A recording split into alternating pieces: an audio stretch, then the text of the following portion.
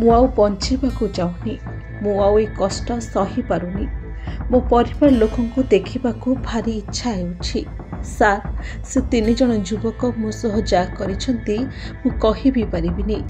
ଏ କଷ୍ଟ, ଏ ଯନ୍ତ୍ରଣାରୁ ମୋତେ ମୁକ୍ତି ଦିଅନ୍ତୁ। ଡାକ୍ତରଙ୍କୁ କୁହନ୍ତୁ ମୋତେ ଜଲ୍ଦି ଭଲ କରିଦେବେ। ମୁଁ ପୁଣି ଆଗ ଭଳି ପାଠ ପଢ଼ିବି। ମୁଁ ଯଦି ମରିଯାଏ ସେ 3 ଜଣଙ୍କୁ ଜମା ବି ଛାଡ଼ିବେନି ସାର୍। ଏମିତି କହି ସବୁଦିନ ପାଇଁ ଶୋଇପଡ଼ିଛନ୍ତି ବଳଙ୍ଗା ପୀଡ଼ିତା।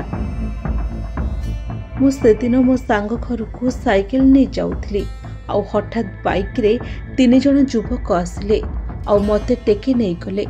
ମୁଁ ଏକୁଟିଆ ଝିଅଟିଏ, କ'ଣ ବା କରିଥାନ୍ତି। ଯେତେ ଚିତ୍କାର କରି ଡାକିଲେ ବି ମୋ କଥା କେହି ଶୁଣି ନଥିଲେ। ସେ 3 ଜଣ ଯୁବକ ମୋତେ ଟେକି ନେଇ ମୋ ଦେହରେ ନିଛାଟିଆ ଜାଗାରେ ନିଆଁ ଲଗାଇଦେଲେ।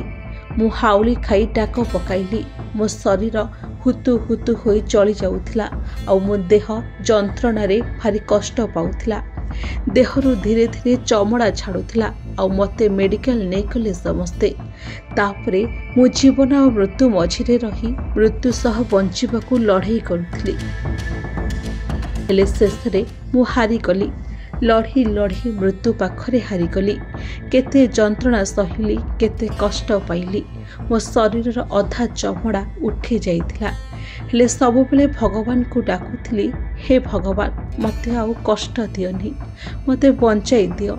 ଆଉ ଏତିକି ବେଳେ ପୋଲିସ ମୋ ପାଖରୁ 4 ଥର ବୟାନ ରେକର୍ଡ କଲା। ମୁଁ ପୋଲିସ ଆଗରେ ସବୁକିଛି କଥା ଟିକ୍ନିକ୍ କରି କହିଲି। ସେ ମୁଖା ପିନ୍ଧା 3 ଜଣଙ୍କ କଥା କହିଥିଲି ଆଉ ମୋତେ ଏ ଯମ ଯନ୍ତ୍ରଣାରୁ ମୁକ୍ତି ଦିଅ ବୋଲି ମଧ୍ୟ କହିଥିଲି।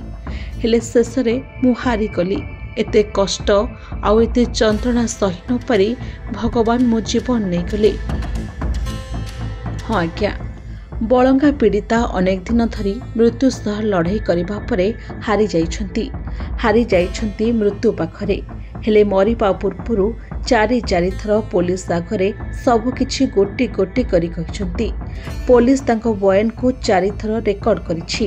ଏବେ ଜଣାପଡ଼ୁଛି କି ପୋଲିସ ସବୁ ତଥ୍ୟ ପୀଡ଼ିତା ଜଣଙ୍କଠୁ ପାଇବା ପରେ ପୋଲିସର ମନ ବି ତରଳି ଯାଇଥିବ। ଯେମିତି ହେଲେ ବି ସେ 3 ଜଣ ଯୁବକଙ୍କୁ ଧରିବାରେ ପୋଲିସ ସଫଳ ହେବ। ବ୍ୟୁରୋ ରିପୋର୍ଟ, ପ୍ରସୟ ନ୍ୟୁଜ।